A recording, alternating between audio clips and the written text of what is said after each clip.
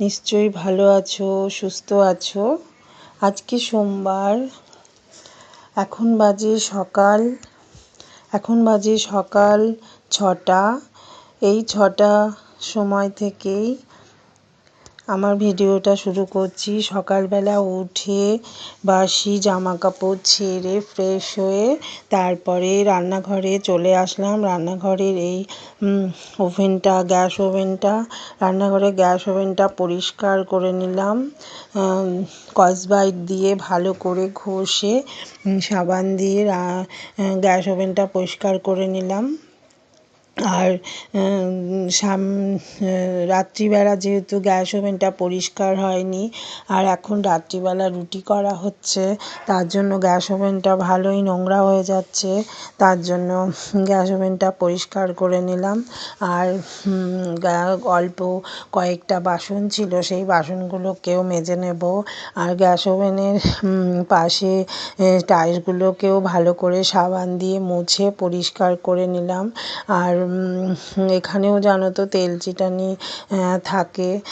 যতই তোমার চিমনি চালানো হোক না কেন, ওখানে রোজকার রান্নার আগে মুছে নিলে তাহলে অতটা তেল হয় না, পরিষ্কার পরিচ্ছন্ন রাখা যায় রান্নাঘরকে।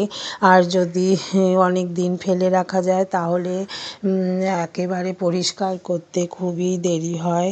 তার জন্য আমি রান্নাঘরের গ্যাস ওভেন রোজ ভালো করে মুছে পরিষ্কার করি। তার সঙ্গে সঙ্গে টাইলসগুলোকেও মুছে পরিষ্কার করে নিই।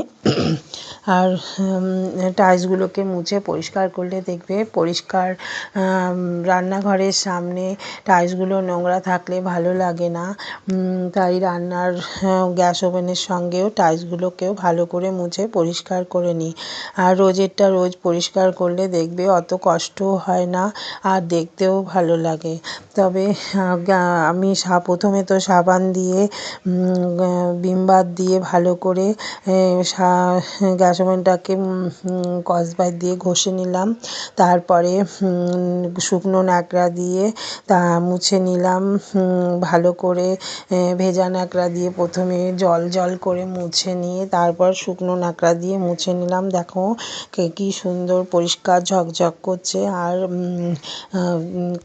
টাইলসগুলো বেশ ভালো পরিষ্কার হয়ে গেছে। এবারে কয়েকটা বাসন আছে বেসিনে, সেই বাসনগুলোকে মেজে নেব। আমি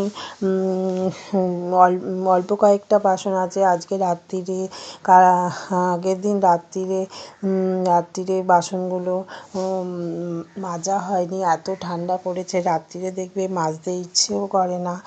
তার জন্য সকালবেলায় উঠে অল্প কয়েকটা বাসন যেহেতু তা মুছে নিচ্ছে। আর গ্যাসের সমস্ত জিনিসগুলো ভালো করে মেজে ধুয়ে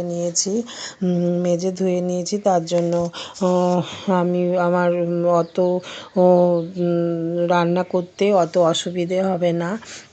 রান্নার পরেও অত অসুবিধে হবে না, কারণ প্রথমে যদি মুছে টুছে নিয়ে রাখা হয় তাহলে আর পরে অতটা কষ্ট হয় না ওগুলো পরিষ্কার করতে।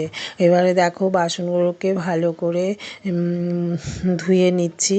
আর কয়েকটা বাসন, তার জন্য অত অসুবিধেও হচ্ছে না। আর সকাল সকাল আজকে উঠে পড়েছি। আজকে 6টা সময়ে উঠে গেছি। তা কাজ আছে যেহেতু রান্না করতে হবে। আর আগের দিনও কুটনো কুটে রাখা হয়নি, তার জন্য একটু তাড়াতাড়ি উঠেছি। না হলে এই ঠান্ডার সময় আমি একটু 7টা এরকম সময় উঠি, তবে আজকে একটু তাড়াতাড়ি উঠে গেছি। আর দেখো বাসনগুলোও ধোয়া হয়ে গেল। বাসনগুলো ধুয়ে নিয়ে তারপরে বেসিনটাকেও না ভালো করে ধুয়ে নেব। আর আমি রোজ বাসন যখনই মাজি তখনই বেসিনটাকে সাবান দিয়ে ভালো করে যেন পরিষ্কার করে নিই, তাহলে বেসিনটাও বেশ পরিষ্কার থাকে। আর রান্নাঘরের রান্নাঘরটাও দেখবে ভালো লাগে। বেসিন যদি নোংরা হয়ে পড়ে থাকে তাহলে দেখবে রান্নাঘরটা ভালো লাগে না। বেসিন নোংরা থাকলে দেখতেও ভালো লাগে না। তার জন্য আমি বেসিনটাকেও যেন ভালো করে যতবার বাসন মাজি ততবার ধুয়ে নিই। কেন বাসনের মধ্যে তেল নোংরা এসব থাকে, সেগুলো পড়ে থাকলে দেখতেও বাজে লাগে। তার জন্য ধুয়ে সামনের টাইলসগুলোও দেখো ভালো করে রগড়ে রগড়ে ধুয়ে নিচ্ছি। এবার বেসিনটা দেখো কি সুন্দর পরিষ্কার হয়ে গেছে, আর বাসনগুলোও ধুয়ে নিয়েছি। এবারে বাসনগুলোকে একটা একটা করে উল্টে দিচ্ছি। উল্টে দিলে জলটা ঝরে যাবে, তাহলে আমি বাসনগুলোকে বাসনের র্যাকে তুলে দিতে পারবো। আর বাসনের এই গ্যাস ওভেনের জিনিসগুলো, গ্যাস ওভেনে একটু জল ঝরে গেলে গ্যাস ওভেনে লাগিয়ে দেবো। এবারে বাসনের র্যাকে এই ভেজা জল শুধু রেখে দিলে না বাসন টপ টপ করে নিচে জল পড়ে আর খুব অসুবিধে হয়। আর তার জন্য এখানটায় একটু দিয়ে দিলাম, এখানটায় একটু জলটা ঝরে যাক, তারপর সেগুলোকে উঠিয়ে বাসনের র্যাকে রেখে দেবো। দেখো সমস্ত বাসনই আমি ভালো করে উল্টে দিলাম, আর উল্টে দিলাম, তারপর জলটা ঝরে গেলে সেগুলো সব তুলে নেব। এবার যেহেতু বাসনগুলো মাজা হয়েছে আর নিচে না জানো অনেকটাই জল পড়ে, আর বাসন ধুলে নিচেই ছিটকে ছিটকে জল পড়ে, তার জন্য আমি নিচটাও একটু মুছে নেব। একেবারে রান্নাঘরটা পরিষ্কার করে তারপরেই অন্য কাজ, রান্নার কাজে রান্নার যা যা করার সেগুলো করব। এবারে দেখো এখানটাও পরিষ্কার হয়ে গেল, আর এবারে রান্নাঘরটাও ভালো করে ঝাঁট দিয়ে নিয়েছি আর একটু মুছেও নিয়েছি। মুছে নিলাম, রান্নাঘরটা মুছে নিলে একেবারে রান্নাঘর পরিষ্কার হয়ে গেল। আর রান্নাঘর পরিষ্কার হয়ে গেলে এবার রান্না করতেও দেখবে ভালো লাগে। তার জন্য রান্নাঘরটা একবারে মুছেও নিলাম, মুছে নিলাম। এখন তাড়াতাড়ি শুকিয়ে যায়, যেহেতু শীতকাল, এখন টানের দিন, রান্নাঘর বেশিক্ষণ লাগে না, বেশি শুকিয়ে যাবে। এবার রান্নাঘর মোছার পর আমি সমস্ত সবজিগুলোকে কেটে নেব, কারণ বেলা হয়ে গেলে এবার রান্না আছে, অফিসে যাবে, রান্নাটা করে দিতে হবে। এবারে দেখো হয়ে গেল মোছা, এবারে আমি সবজিগুলো কেটে নেব। আর কালকে দেখো অনেক মটরশুঁটি এনেছে, বেগুন এনেছে, শিম এনেছে, এগুলো এখানে রেখেছে, পরে ফ্রিজে তুলে দেব। আর মটরশুঁটিগুলো দিয়ে একটু মটরশুঁটির কচুরি বানাবো। আর মূলোগুলো কেটে নিয়েছি, পালং শাক করব। আর মটরশুঁটিগুলো ছাড়িয়ে রাখতে হবে, ছাড়িয়ে রেখে তারপরে ঢোকাবো একেবারে। এবার মূলোগুলো দেখো কেটে নিয়েছি, আর শিমটাও কেটে নিচ্ছি। মূলো, শিম আর বেগুন আলু দিয়ে পালং শাকের চচ্চড়ি করব। আর মাছ দিয়ে আলু দিয়ে মাছের একটু ঝাল করব। আর আরও ডাল করব, অনেক কিছু রান্না আছে, তার জন্য তাড়াতাড়ি করেই করে নিচ্ছি। সবগুলো রান্না যদি কমপ্লিট না হয় তাহলে নিয়েও যেতে পারবে না অফিসে, খাবার খেয়েও যাবে।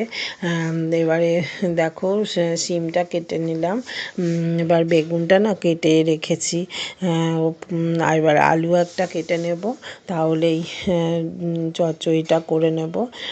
আর পালং শাকের পালং শাকটা আগের দিন এনেছিল, সেটা আর ফ্রিজে ঢোকায়নি।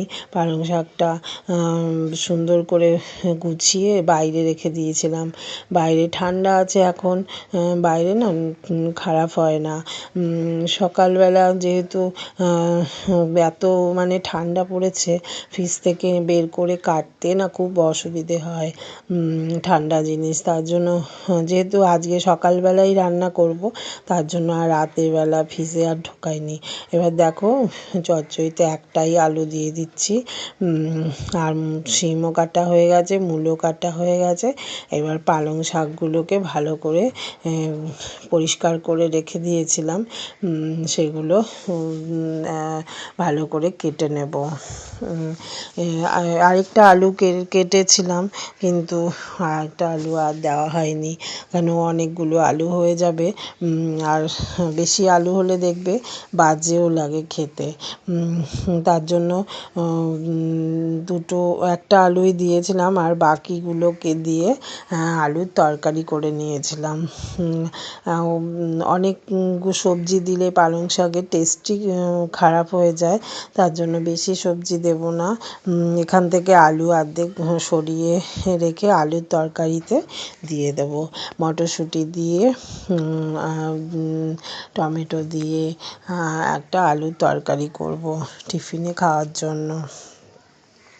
বাঁধাকপিগুলো দেখো কেটে নিয়েছি, আর বাঁধাকপিতে একেবারে মটরশুঁটি দিয়ে দিয়েছি। আর টমেটোটাও না যখন সেদ্ধ করব, তখন টমেটোটাও না সেদ্ধ হয়ে যাবে। গোটা টমেটো দিয়ে দিলাম। আবার ইন্ডাকশানে বাঁধাকপিটা বসিয়ে দেব। আর বাঁধাকপি না ভালো করে ভাপিয়ে নিলে, অনেকক্ষণ ফুটিয়ে নিলে না বেশ সুন্দর হয়, আর কোনো গ্যাস হয় না, কিচ্ছু হয় না।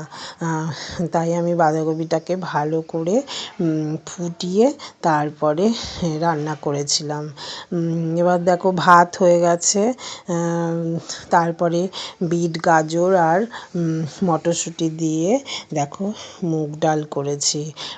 বিট গাজর মটরশুঁটি এসব দিয়ে মুগ ডাল করেছি। মুগ ডালটা খুব ভালো হয়েছিল খেতে।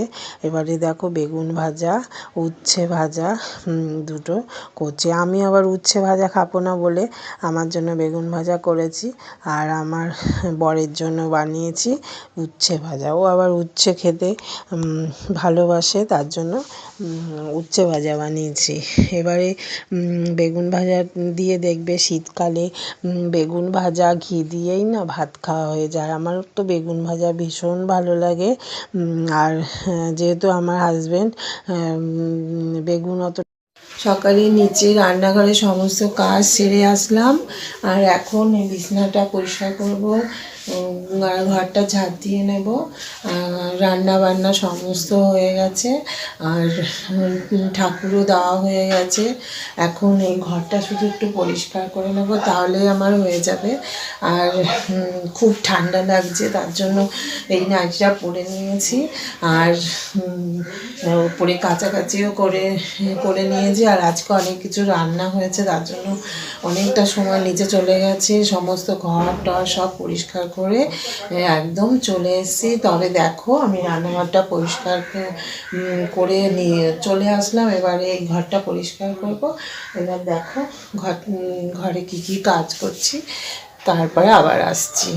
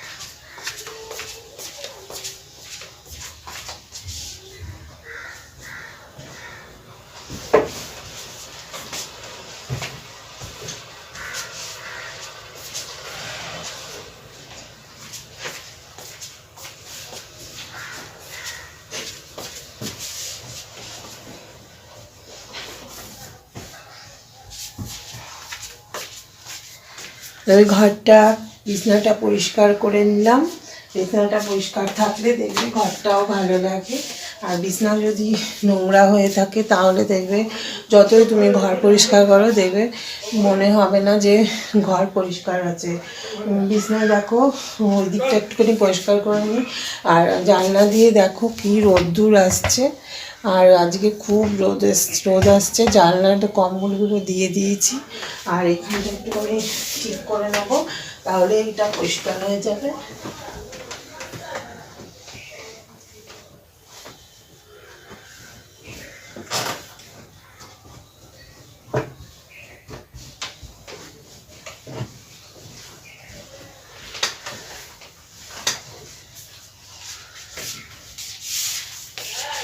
দেখো বিছানা একদম হয়ে গেছে, ঠিক একদম পরিষ্কার করে নিয়েছি। আর খুব রোদ আসছে জানলা দিয়ে। এবারে ঘরটা একটুখানি ঝাড় দিয়ে নেব। ঘর ঝাড় দিয়ে মুছে পরিষ্কার করে নেব, তাহলে আমার হয়ে যাবে।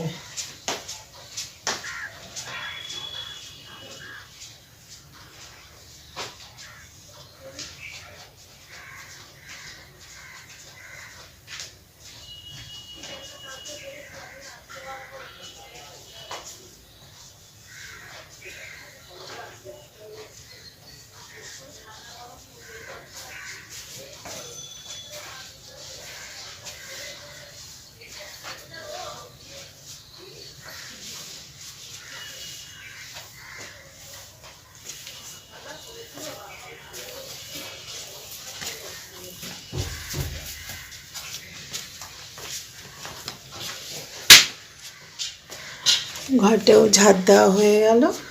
এবারে এইটা সোফাটা একটুখানি পরিষ্কার করে নেব, তাহলে আমার ঘরটা পরিষ্কার হয়ে যাবে।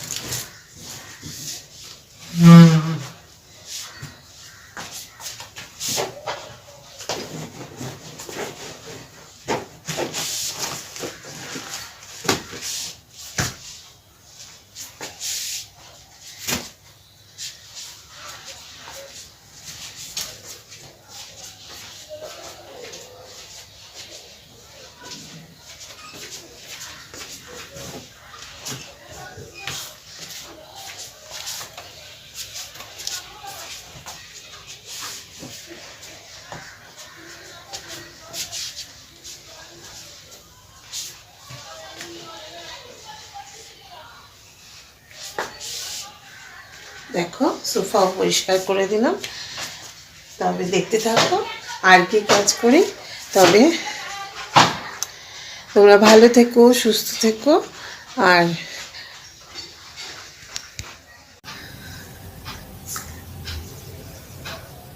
দেখো এখন বাজে সন্ধ্যে 6টা। জামা কাপড়গুলো সব বাইরে থেকে নিয়ে এসে জামা কাপড়গুলো সব মেলে দিয়েছি। ঘরটাও ঝাড় দেওয়া হয়ে গেছে, ঠাকুর ঘর ঝাড় দেওয়া হয়ে গেছে। চলো ঠাকুর ঘরে যাই। আর এই দেখো জামা কাপড়গুলো সব মেলে দিয়েছি, সব ঠাকুর ঘরটাও ঝাড় দিয়ে দিয়েছি। দেখো আর সব ঝাড় দেওয়া হয়ে গেছে। এবং ঠাকুর পুজোটা দিয়ে দেবো, সন্ধ্যেটা দিয়ে তারপরে ঘরে যাব। তবে তুমি দেখতে থাকো, সন্ধ্যে পুজো দিই।